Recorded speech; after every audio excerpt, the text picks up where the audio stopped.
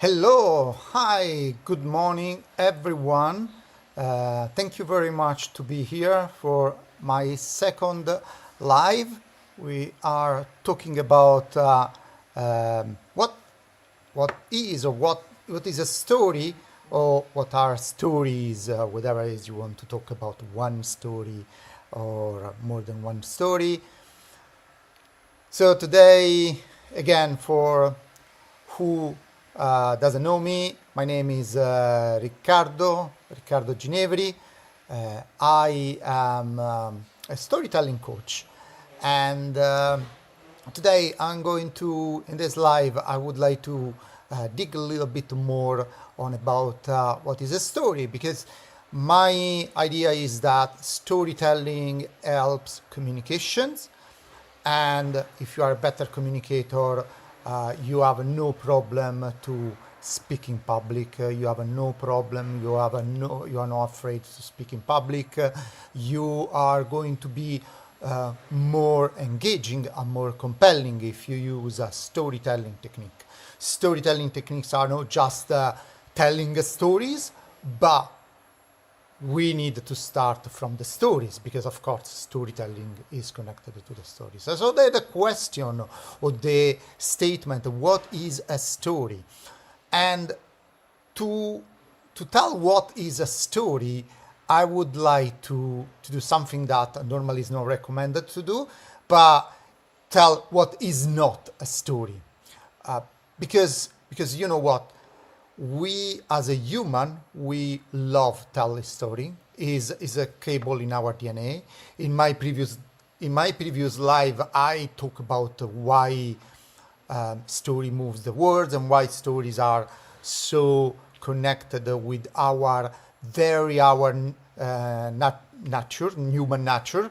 But today I would like to dig more in, okay, what is a story, Riccardo? We love talking, we love communicate, but every time that we talk, we deliver a story. The reality is not, especially today. Maybe in the past, maybe it was a little bit different, but especially today, every time that we talk, is we don't tell stories. So let me give you an example using my beloved duck, Lego duck. You see, it's also in my logo, and this is why this is called spontaneous stories. But I will go over the reason in a second, at the end of the live. Now let's talk about the example of what is not a story.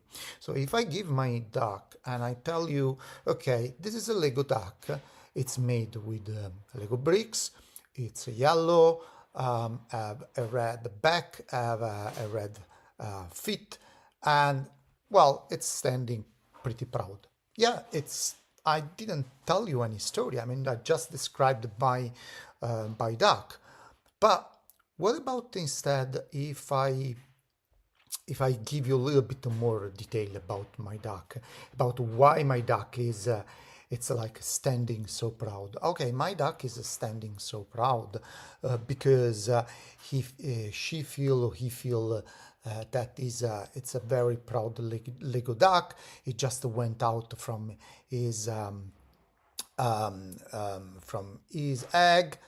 Again, I had some details, I had some reason why he stand proud, but it's not really engaging. I mean, I'm still, let's say, like, someone can say waffling, someone just say, okay, just talking around. So let me give you a different example, a different flavor. So this is a new shape of my Lego duck. You see that my Lego duck is, it's a little bit like stay lower, no anymore, no anymore standing proud, a little bit like hiding. Yes, my Lego duck is hiding. He's hiding because there are danger around, and he experienced a moment where he was really close to be captured by some predator. So my Lego duck want to stay as much as possible flat in the grass, no be spotted, because herd. heard is coming, something is coming, and and then I stop. I think this is more interesting. You know, you feel the point that I'm talking about something that is there is a story behind. There is something happening, and there is the reason why my Lego duck is it's a stay low and try, let's say, not to be captured. So that's the difference. It's not a story when I describe something without a reason. It's not a story when I do a list of a feature of elements of something. It's not a story when I list facts. Yes, when I list facts, it's not a story. It's just a list of facts. Someone loves very much, let's say, listing facts. Someone is it's very analytics and loves the numbers, and in some situation it's okay. But most of the time, this situation in some way are connected to stories, and then you say, okay, that's what is going to happen, and then I tell you the facts, or I tell you the facts, I tell you the statistics, and then I tell you why I'm going to tell you the statistics. So the stories are always connected, but these are not stories. Stories are the moment that I add something more. I add something that um, help your imagination to see more, to see more in deep, to imagine something. And I was in, I was really interested yesterday reading a book that soon I will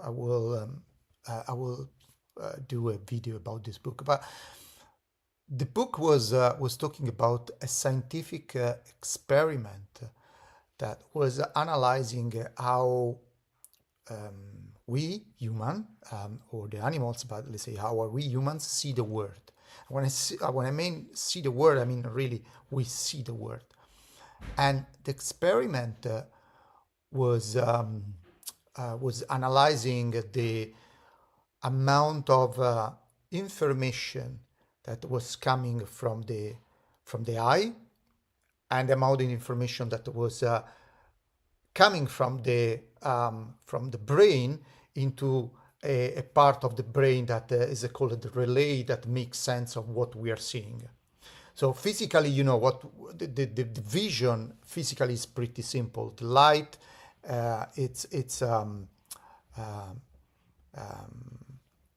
it's coming from the object that are around us, and is entering in our eyes, where is a lens. The lens focus the image on the back of the eye, and in the back of the eye there are some receptor that create a chemical reaction to the neurotransmitters that the optical nerves are connected, and brings this information to this relay center into the brain. So the point is that the scientific experiment found that the information through the neurons, the level of the brain electrical impulse that goes from the eyes into this relay are like 20%. If you go into all the information that goes into this relay that makes sense to our images, okay, ready? So 20% are like coming from the eyes, so the real vision, and 80% is coming from the brain. It's a knowledge, it's interpretation that coming from the brain. So the scientific experiment found that basically our vision, the things that we see, the things that we see around us, are technically a story, are technically knowledge creation of our brain, because most of the information comes from the brain, not from the eyes. And the neuroscientists are still working on this. But where is the point? The point is that what we see, or what we think to see, it's mediated by our knowledge. And our knowledge is built on our experience. And this means that it's not like a list of facts. It's like the way that we imagine the world. We see the world in the way that we imagine the world. And when I say the word imagine, is anything like clicking in your brain? Well, yes, it's clicking in the brain that when I'm talking about imagine, when I'm talking about the knowledge, I'm talking about the fact that the brain, it's automatically creating a story, is automatically creating an environment, a vision around what we see. We don't just see the word, we interpret the word. We create the word based on our experience and based we create a broad in our brain based on our experience and based on what we have seen, what we have experienced, what we have learned. So what is the point? The point is stories are not just a list of facts. Stories makes the world that makes sense. But to make sure that the information, the communication are in the form that we can absorb and we can remember, they need to be in a specific format. Because other neuroscientists, other experiments found that if I give you a list of facts, a list of numbers, a list of information, and then 10 minutes after I ask you to remember this simple list of facts, you won't remember it. If I give you instead a connection between this list of facts, and when I say connection, I say something that related to our experience, but well, we are more close to remember them. So now I would like to see if someone is online to do a little experiment. So it's good to do a little experiment. Okay.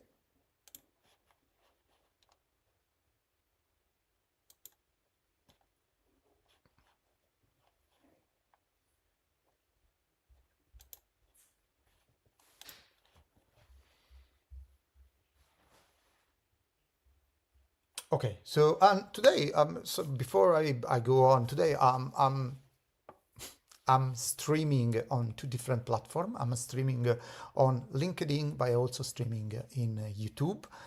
So I am, let's say, streaming on different platforms, enlarging my domain. Now it's quite fun because it's quite interesting that you can use all of this powerful technology. And I mean, few years ago was not really, let's say, so easy to stream live in different platforms. Today it's so easy. You don't really also expensive software to do this. So you can create a different streaming, so you can create different opportunities to follow live streaming. So by the way, I was looking to who is online, and it seems that at the moment I don't have so many followers, but it's fine. So the experiment that I would like to do was related to the fact that if I give you a sequence of words and I ask you to remember these words, you will be much more easier for you to remember these words if these words make sense each other, because they create a story, because you create a story between them. So if I give you a sequence of words, you will remember them because your brain, based on your knowledge, will connect the word with the story. So coming to the starting point. So what is a story? We say that what is not a story. So a story is it's a sequence of, let's call it event, a sequence of description, is a sequence of things. Events is a good word. It's a sequence of events that happen because and they are related to each other. And let me go over some, let's say, some books, some people that have analyzed this structure of the stories. There are some scientists that have analyzed the structure of the stories, and they found that stories have a very specific structure. Stories that communication that we do in a form of stories that are not list of facts, list of numbers, have always a specific structure. And the specific structure is based on a few elements. Someone says that elements are, I don't know, like 10 different elements. Someone says that there are 22 rules. Someone says that there are, we will look into that more in detail. But let me go and share my screen, and let me go through a very good, something that I think is good to use as an example. Okay, so, okay, let me share my notepad.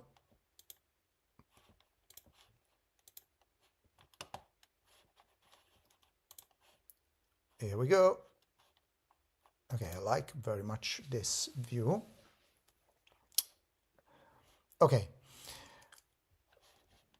Now, a story can be divided in a story can be divided in different events. Okay, the starting point of a story is the moment that is called the normal. Okay, I would like to say that I would like to show this in like a line, normal life. Okay, the protagonist of the story, it's living a normal life. And now this is a very first element in a story. You need a protagonist. The protagonist could be a person. The protagonist could be an animal, my duck. The protagonist could be let's see if I am able to do a duck. Yeah, cool. My cool duck. Okay, that's it. The protagonist could be a company or institution, a country. I do like house. Don't need really needs a really nice house, but yeah. So someone that we can focus on, and this, let's focus on one person. That is easy. This person is living his life. Every day is going to do something, and then this is called the normal. Then something happens. This is called the trigger. The trigger is the moment that when you're living your life, there is something that happens that change your life. Sometimes it's changing the life in a subtle way. Sometimes it's changing the life in a completely dramatic way. Imagine stories like, I'm a fantasy fan, Lord of the Rings, The Hobbit, or Bilbo take his adventure, or Frodo taking over Bilbo in the Lord of the Rings. Something happened. And the moment that something happened, the story become, let's say, rising. And when I say rising, I say that is the interest that we put into the story. Because, and also the difficulties. And now I've introduced a couple of things. I introduce difficulties and interest. So let's say that we are interested when something we are interested in the communication, when something it's difficult, or something is amazing, let's say beautiful, there is still interest, okay? But most of the stories, you are really interested in something, if it's something critical is going to happen. We will see the difference between something beautiful and something, let's say, something critical is happening. But let's say that now something critical is happening. And this is called the climax. So it's called the climax. It's the moment that the problems arise. And normally what is going to happen in the moment that the problem arises, sometimes into the overall stories that we have told during our humanity life, it's happening the fact that there is someone that is helping us through the through our journey, okay? And sometimes it's a wizard, it's a wisdom wizard. Let's do if I am able to do, yeah, the wizard that is wizard stuff. Cool. It's helping us. And things sometimes are going better, sometimes are going worse.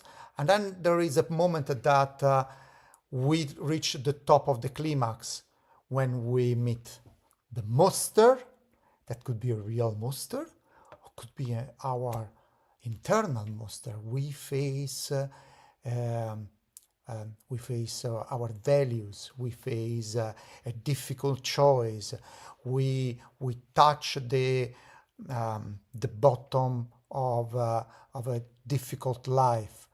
This is the point, the tipping point of the story, where I would like to say the climax reached the maximum. It's the moment that something is, it's really, oh no, it's not going to happen. This is not possible. And this is the moment that everyone, I mean, when I say everyone, the humanity, it's our humanity, our brain really connect stronger with the person that is telling the story. This is the key point. This is absolutely key point. And it's crazy. I mean, it's crazy because our humanity, it's very interested on things that goes wrong more than in things that go well. Because if you say, okay, everything is going well, imagine that you are telling a story, everything is going well, you are becoming rich and richer, and things are going so well. I mean, and if you tell a story of someone that is everything is going so well, and then you're getting richer, you're getting more success and more success, okay, cool, you're having great success, but then at a certain point it becomes boring. Okay? Stories when, or communication when things were always going good. Okay, I'm happy for you. I mean, everything is going good, but you know what? I'm happy for you. You know what? I have my trouble. The point is that it's a human having trouble. It's a human. It's a part of it's part of the life. No one is always completely happy. No one is always completely without trouble. No one is, and this is where the empathy start. This is why the tipping point of our stories, it's a moment where things goes wrong. It's the moment that we connect strongly with the other. Think about that. I mean, stop about a moment. Think about that. Think you meet a friend in the street, and then friend Riccardo.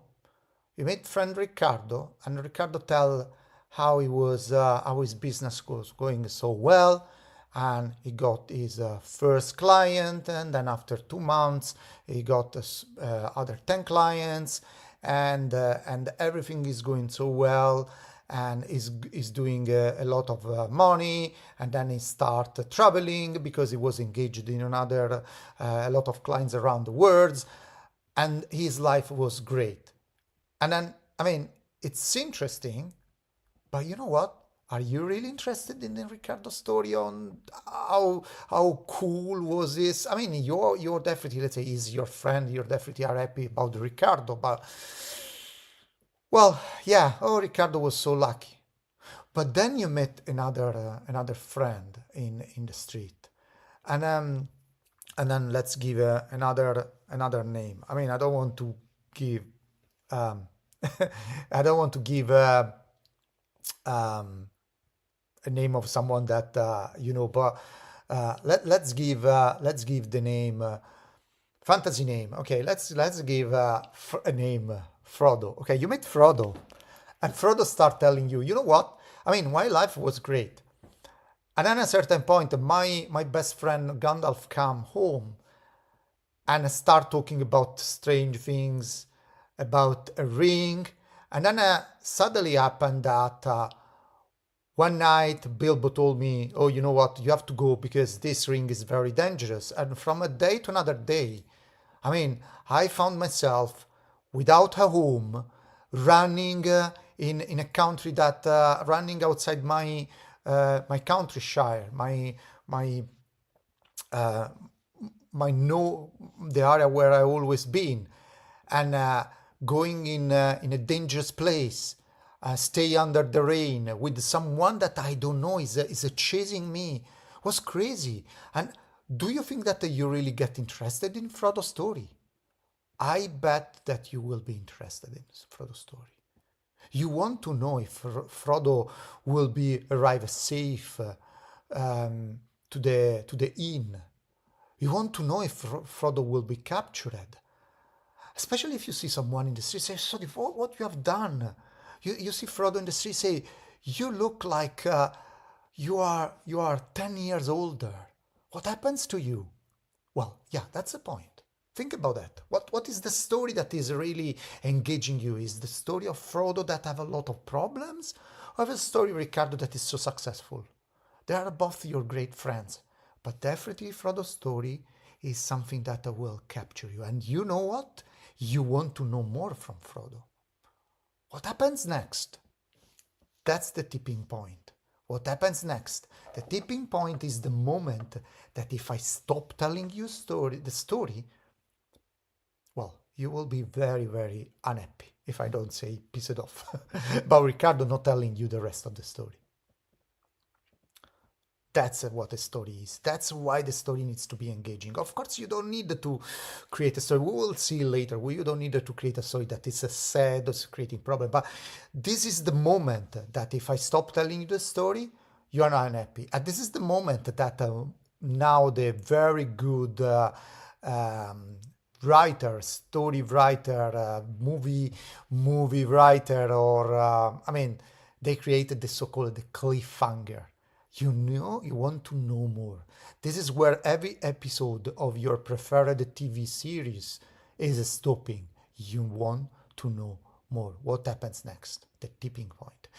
And sometimes what happens next is, I mean, it's a bunch of other problems, up and down, yeah, something good, something bad, something good, or something, let's say, happen here, and at a certain point, this story will, we hope the story go back down to the, let's say, to the less pain, less problem, and land in a moment that it's called it's a flat, in a moment that is a flat, and is called the new normal. Now this is the structure of the story, the tipping point, the climax. A lot of things happen. The moment, the miracle moment, the Deus ex machina moment, the moment that you have illumination, the moment that Frodo finally was saved by a poor creature that have still a part into the big story. Okay, I don't want to. I mean, maybe everyone knows the Lord of the Ring, but I don't want to spoiler anyone that what is going to happen at the end of the Lord of the Ring. But I spoiler the fact that Frodo will survive. Okay, in some way Frodo will survive, and there is a new normal. And hopefully the new normal, I mean, you see the beginning of the normal and the new normal. This is the beginning normal, and this is the new normal, and this is the new normal. And then you see there is a difference, and the high difference is because we hope that new normal is something better, but unfortunately sometimes the new normal it's something roast, so it's going to land lower. I mean, this is a tragedy, actually. This is a story. And if we're just having fun and there is no really, let's say, and you are landing basically at the same point as before, most probably it's the comedy. But I will touch these things about tragedy, comedy, and something like that in a few minutes. What I really want to dig here is what is a story.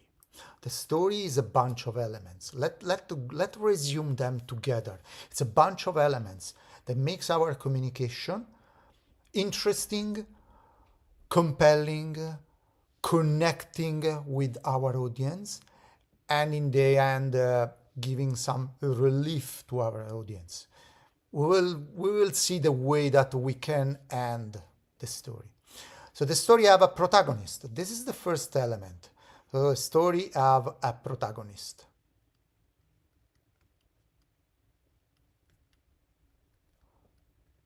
This is the first element. You need a protagonist. You need the protagonist, could be a person, could be an animal, could be a things, could be a company. The second element, you need the struggle. You need this tipping point. Is the moment that everything is it's the moment everyone hang. And at the tipping point, I would like to resume with obstacles.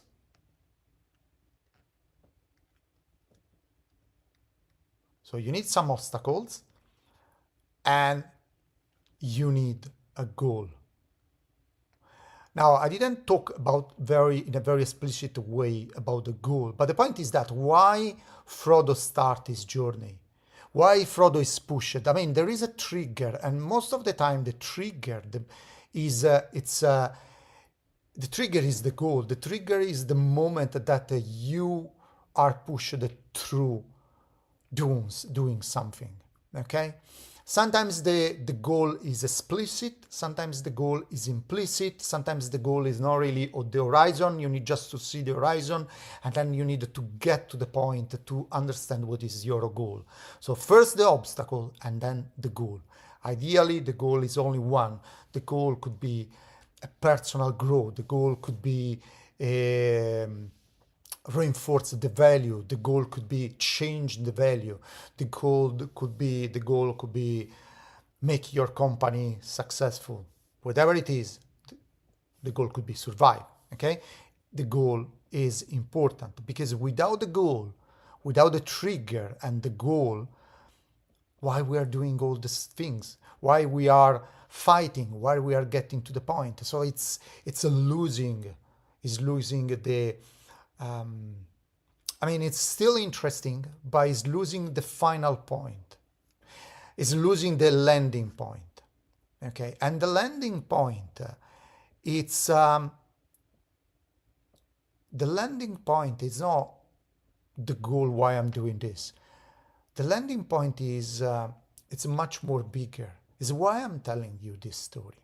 Why I'm, let's say, it's much more like a communication kind of things. Why I'm telling you this story? Why I'm telling you that I had problems? Why I'm telling you that I had to escape my home? Well, I would like to call it like the big message.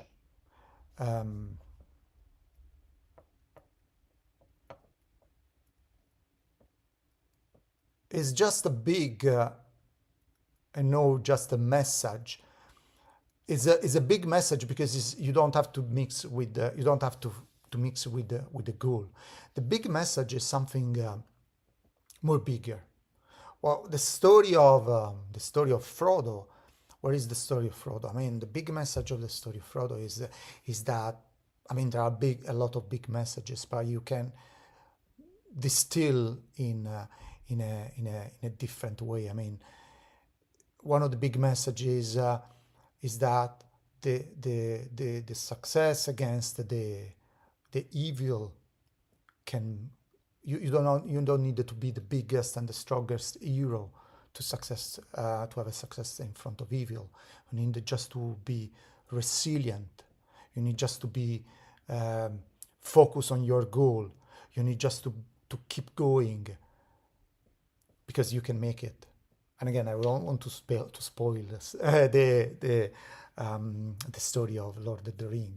But if you know the story and you know what Frodo went through to get to the final point, well, resilience. It's a definitely one of the big messages. I mean, in this story there are many other big messages, but this is one of the reasons why probably I'm going to tell you the story. But I can tell you the story. I can tell you the story to. I remember Shakespeare in Law, and now it coming in my mind. The Shakespeare in Law is a beautiful film about how it's a film, it's a movie, and is a movie telling the moment that Shakespeare wrote Romeo and Juliet, and it came in my mouth just now. I mean, this was not a prepared example, but it came in my mouth right now. Is a moment of why Shakespeare. For the movie, for who wrote the movie and create all the movies, all the movie events, why Shakespeare wrote Romeo and Juliet was a bet. Was a bet to show what is the essence of a true love. And you know, Romeo and Juliet is a tragedy. Well, what is the big message? The big message is that love is a tragedy. I mean, you can argue about that, but was the big message of the movie. Shakespeare wrote a so beautiful Romeo and Juliet to show what is the true essence of the love. A tragedy that brings the lovers to their final destiny just because they love so much. Well, that's a big message. Okay, so these are the three elements. Okay, how do you, I mean, today I'm streaming on LinkedIn, I'm streaming on YouTube. Maybe on YouTube it makes sense to talk about all these stories, movie, fairy tales, Lord of the Rings. By LinkedIn, you say, okay, Riccardo, 37 minutes into the live. What is all about? Well, okay, we learn what is a story, why, I mean, what are the elements of the story, but, okay, I learned the ingredients, but how is connected with the professional environment? How is connected with the business environment? LinkedIn platform, storytelling in business. I cannot tell you a story, I mean, of demons or story of lords. I mean, what is the point? Well, the point is this one. The elements, you can use these elements in every story that helps you in a business environment. And there is one example that I love to do every time. An example is this one. Is why company needs to innovate. Company needs to innovate to survive. Oh wow, it's very easy. I mean, it's a great surprise, Riccardo. I mean, everyone knows this. Okay, let me be much more interested. Let me give you more interest in this one.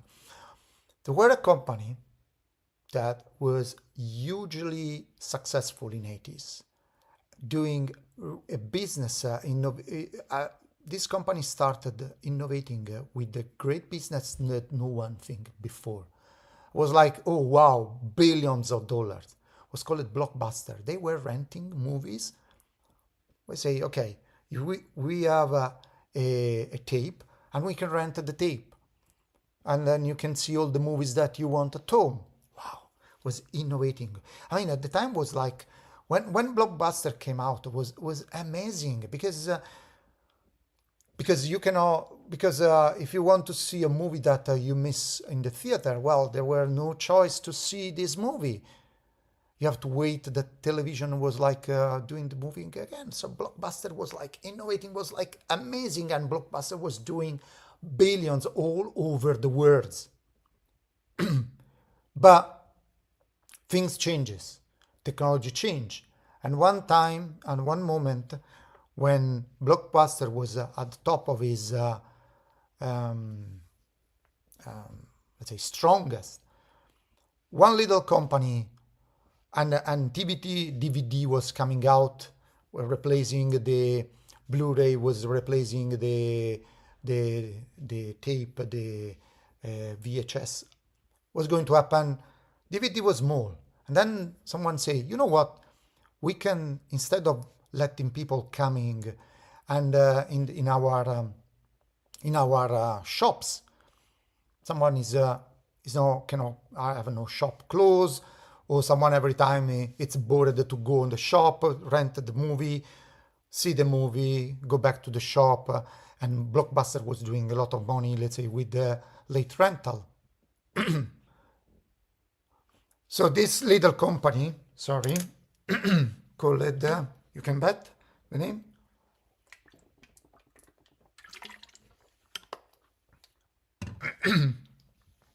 Well, this little company called Netflix have an idea. Let's send the DVD by post. And then they have another idea.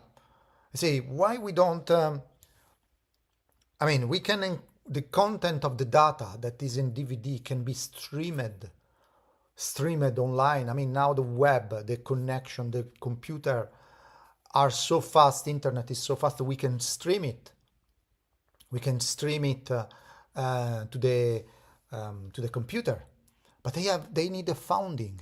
So they knock at the door of the Blockbuster, big company, and say, okay, you're renting movies. You know what? What about if instead of renting movies, you that have the shops, we have an innovation. We can start sending the movies via post, but then we can stream the movies directly to the house of the people. And then you know what happens? They ask, let's say, they say, okay, this is a little company, but we have a big idea.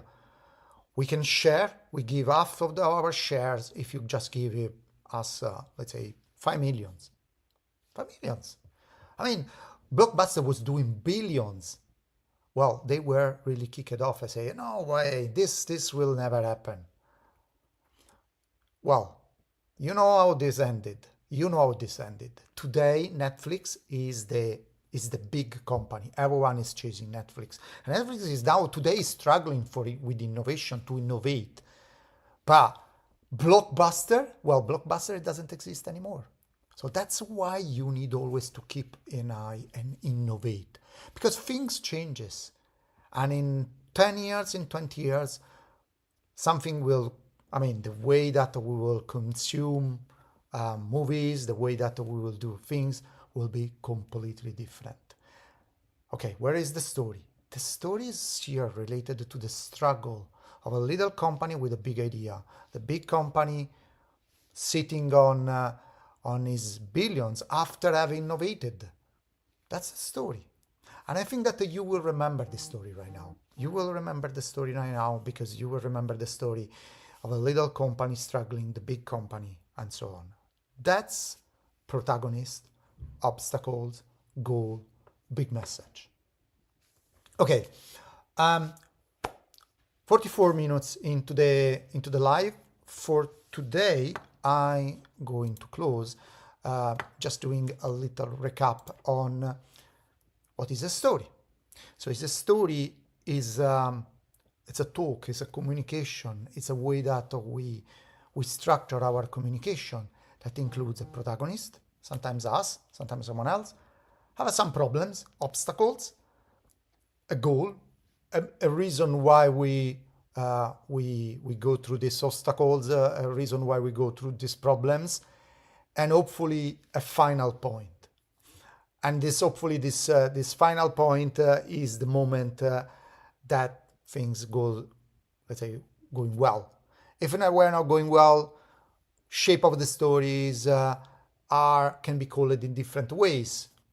Can be called a comedy, can be called a tragedy, and be called in other ways like the hero quest, for example, the shape where the hero fight the monster.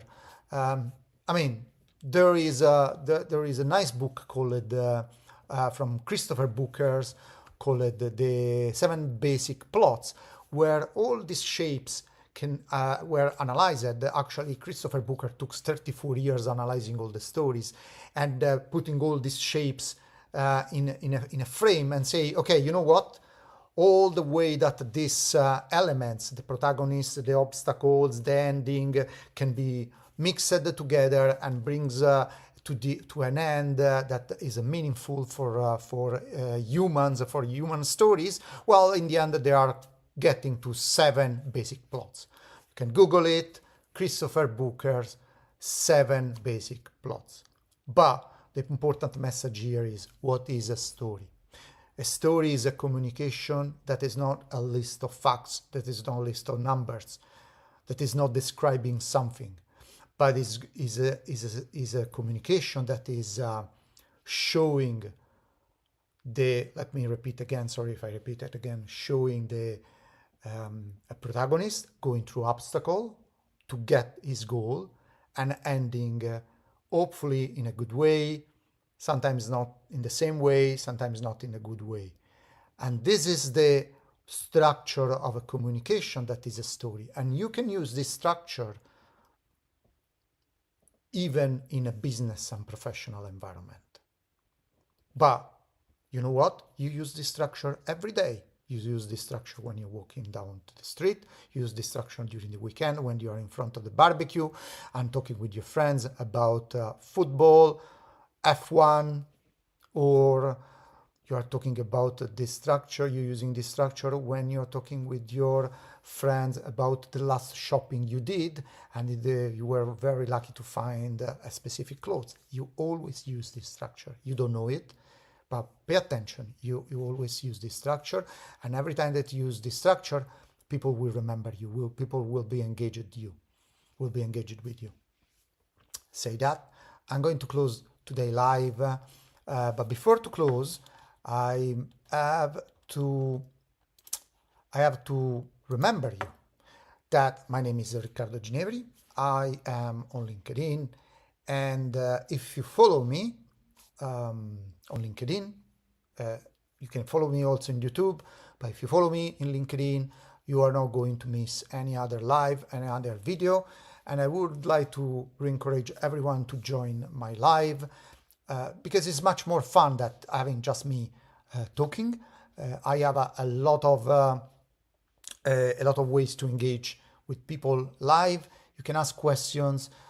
You can basically have fun testing yourself the power of storytelling to craft more engaging and more compelling stories, the power of storytelling to overcome the fear to go over the stage, or to help to transform the anxiety to speak in public to the energy speaking in public, and many others good elements and good things that you can get just telling stories, understanding that as a humans telling stories, this is our superpower, and I will help you to unlock your inner storyteller. For today, happy storytelling, and have a good rest of the day. Ciao.